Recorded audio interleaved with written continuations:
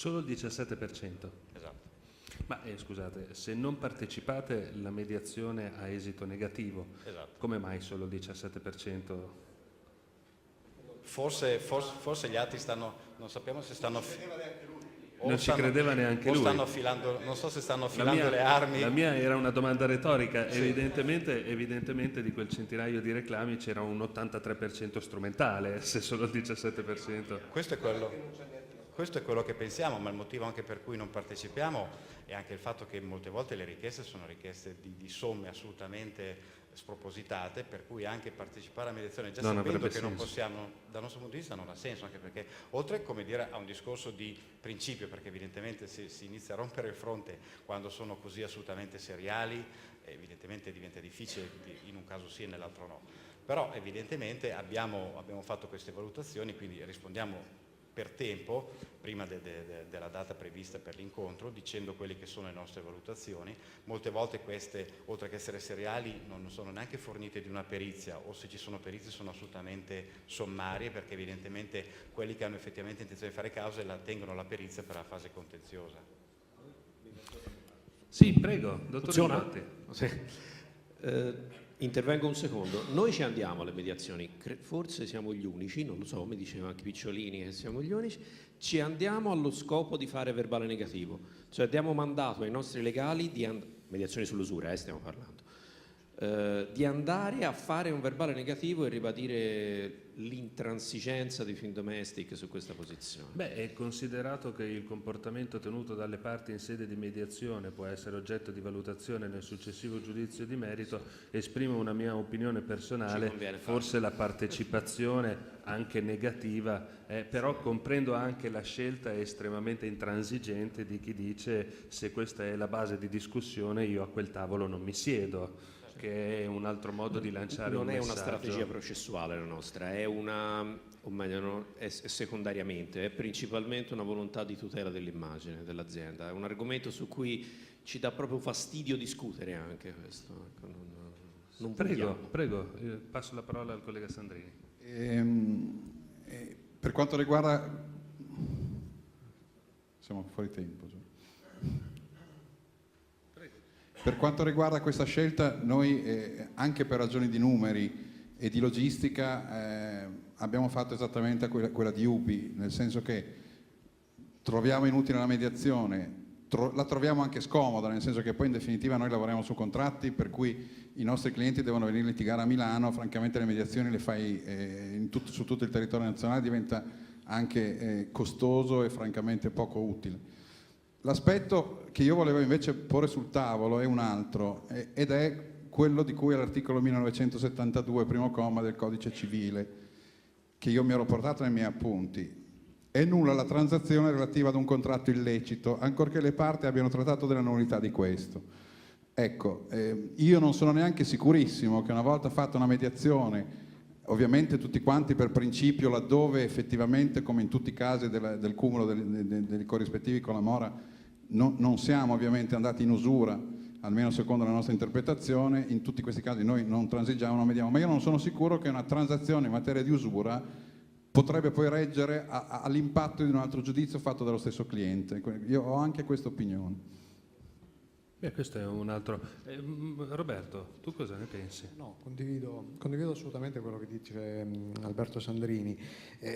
Adesso scendo un attimo nel pratico, mi spoglio un attimo della figura dell'avvocato, ma io penso che la mediazione, diciamocelo francamente, quello che diceva il dottor Trotti dell'UBI sul fatto che poche mediazioni poi vadano in giudizio è determinato dal fatto che normalmente il cliente, il debitore, fa la mediazione strumentalmente, cioè sa di non poter pagare il mutuo, il conto di credito, e allora si butta avanti per cercare di recuperarsi qualche cosa, di portare a casa qualche cosa, che secondo me può anche essere visto positivamente da parte della banca, perché quello è un momento, se io vado in mediazione, fermo restando che ci deve essere, a mio modo di vedere, un'opposizione durissima al discorso delle richieste che vengono fuori da queste perizie che ogni tanto saltano fuori o senza perizie sull'usura, è il momento in cui magari si riesce a risolvere con il cliente un problema di contenzioso, perché adesso chiedo conferma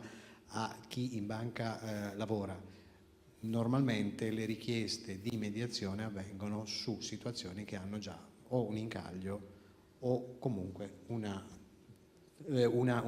recente sofferenza. Lo posso confermare, anche se abbiamo non pochi casi di ex clienti, cioè clienti con contratti chiusi che vengono a reclamare dopo che il rapporto si è estinto. È una casistica di clienti in bonis? Sì, minore. Perché c'è anche quella. Dunque, mi segnalano che dalla platea già c'è una domanda. Se può aspettare il microfono, perché così entra anche agli atti. Ai colleghi che seguono comunque i contenziosi o queste attività in termini di leasing, ma non avete mai pensato di contrastare queste richieste che ritenete con... È qui il microfono, se può aspettare perché così entra negli atti del convegno. No, una domanda secca ai colleghi che seguono o che hanno responsabilità in strutture legali delle società di leasing o delle banche, ma queste richieste che diciamo sono perlomeno spregiudicate a volte, non avete mai pensato di rispondere con un'accusa di lite temeraria? No, finora non abbiamo, aspettavamo di avere, come Perché a volte sono proprio veramente fuori... qualche sentenza, un certo numero di sentenze favorevoli per poi approcciare magari questo aspetto. È da dire peraltro che evidentemente il tema dell'usura è un tema caldo sotto vari punti di vista, e quindi ancorché dal nostro punto di vista l'aspetto della sommatoria sia completamente infondato ma anche completamente non riconducibile alla famosa sentenza 350, c'è stata una lettura, come dire, molto parziale di quella sentenza per arrivare a queste conclusioni. Finora non abbiamo fatto richiesta di lite temeraria, anche se effettivamente è una cosa che stiamo valutando con i nostri legali, visto l'incremento di questo numero di cause, la maggior parte delle quali assolutamente seriali. Io non credo ci siano gli estremi per la lite temeraria, mia personalissima opinione, ma quando ci sono delle sentenze della Cassazione che danno adito a questi dubbi interpretativi e quando la più parte delle richieste viene comunque corredata da una spesso non fondata, ma comunque prova che è la perizia di parte o la consulenza tecnica che viene fatta, io non credo che il rischio della lite temeraria possa essere effettivamente riconosciuto. E poi però chiedo anche conferma, chiedo il suo parere anche al collega Gamba che voleva intervenire sul punto. No, proprio su questo io mi sto occupando di un caso che è un caso limite, ma per ricollegarmi al discorso, io però su questo ho fatto domanda di lite temeraria e per un importo importante. Se posso brevissimamente citare il caso, ma che è abbastanza classico fra gli operatori del leasing, era un tentativo di esportazione in paese extra CE, macchina fermata al famoso porto della Spagna, recuperata, rimpatriata, il cliente ha chiesto a me il conteggio di estinzione per poter riscattare, fornito, il cliente mi ha detto di no, valutata, prezzata l'autovettura, ho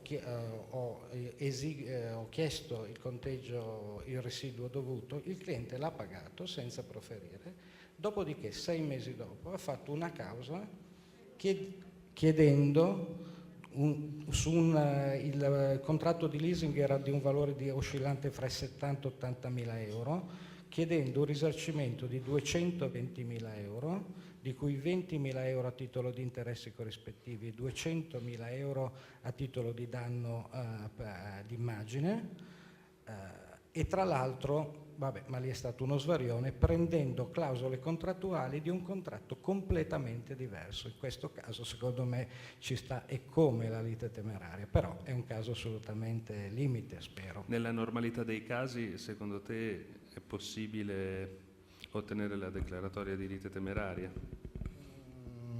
È un tema su cui per il momento forse non è prudenziale chiederlo, salvo casi eccezionali come questo. Coinvolgo il dottor Giusti per chiedergli quali sono i parametri per valutare l'usurarietà dei tassi e poi anche, se ce lo vuole concedere, una breve descrizione dell'esperienza di Banca Italese.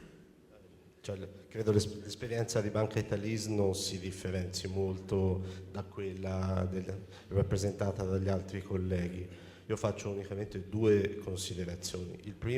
La prima considerazione è che noi pensavamo che con la legge di interpretazione autentica della 108/96, che ha determinato quale momento rilevante per determinare l'usuriarietà dei tassi pattuiti quella della stipula del contratto, io francamente mi aspettavo di non sentir più parlare del tema dell'usura sopravvenuta.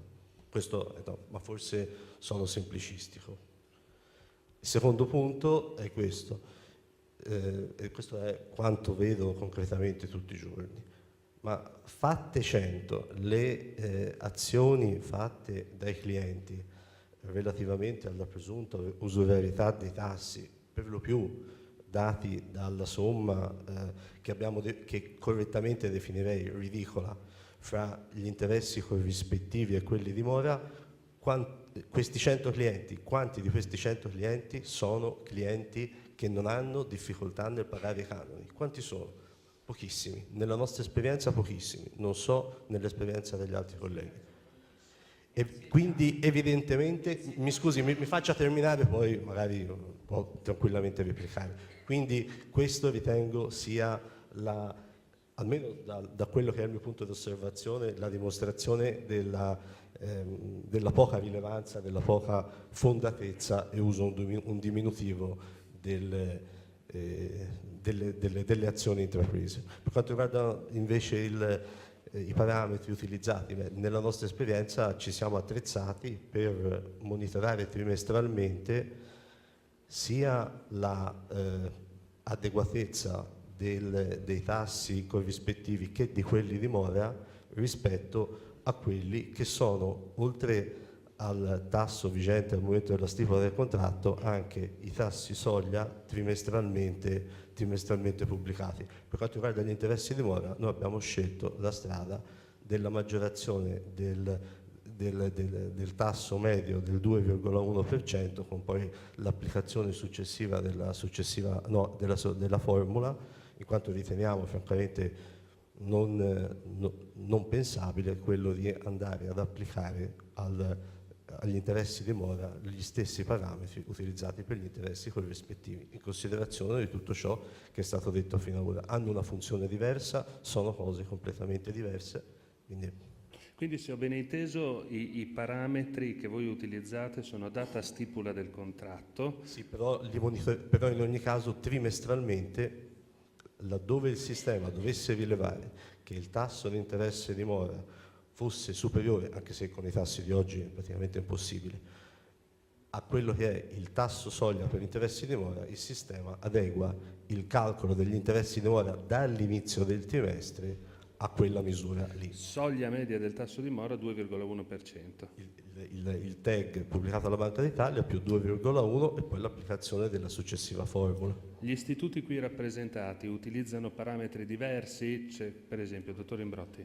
Noi siamo ancora più prudenti, nel senso che utilizziamo il parametro della soglia normale degli interessi corrispettivi, cioè anche sul tasso di mora inseriti nei contratti andiamo a verificare che sia al di sotto della soglia sui corrispettivi, proprio andiamo chiaramente oltre il dettato normativo, ma vogliamo stare tranquilli veramente. Se fai la somma andiamo oltre anche noi, ovviamente, ma questo è inevitabile. Vorrei fare un brevissimo, ma proprio 30 secondi sugli altri istituti rappresentati per sapere quali sono i parametri che utilizzano. C'è nessuno che utilizza, per esempio, come parametro la data di applicazione della mora, tutti data di stipula del contratto come data stipula? Noi Unicredit Leasing, diciamo che da una parte non ha modificato la propria clausola, cioè nel senso che siamo rimasti legati al concetto di stipula.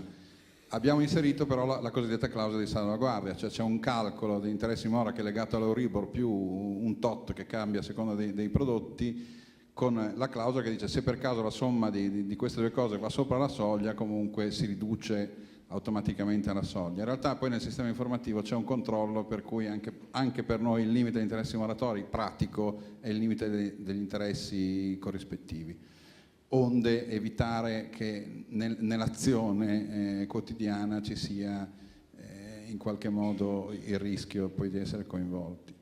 A me, se posso lanciare un altro tema che in qualche modo può anche interessare davvero la nostra platea, preoccupa un po' di più, magari non sotto il profilo dell'usura formale, ma sotto il profilo dell'altra usura, probabilmente la pratica del recupero, delle spese di recupero crediti, secondo me sta diventando molto complicata da difendere nell'ambito di questo paese, di questo atteggiamento giurisprudenziale generale. A me, ecco, questo è un aspetto della nostra attività che sta cominciando a preoccupare, perché è vero che non va sotto l'usura, non dovrebbe andare sotto l'usura formale, perché effettivamente sono fenomeni sopravvenuti, nessuno sa se un cliente pagherà o non pagherà i canoni, però certamente fissare delle percentuali molto alte di riaddebito di costi di recupero e poi anche pretendere nella pratica ci può portare, questo sì, ad avere dei problemi che secondo me sarebbero molto più seri, anche molto più giustificatamente seri di quelli che abbiamo invece con questo paradossale cumulo fra moratori corrispettivi. Soprattutto se queste spese non fossero praticamente mai effettivamente sopportate dall'ente creditore e incamerate solo ed unicamente se è il debitore a sopportarle. Sì, questo sarebbe ancora peggio, ma in ogni caso lì saremo anche davanti a un soggetto che può davvero essere in stato di bisogno e questo diventa estremamente... Certo, certo.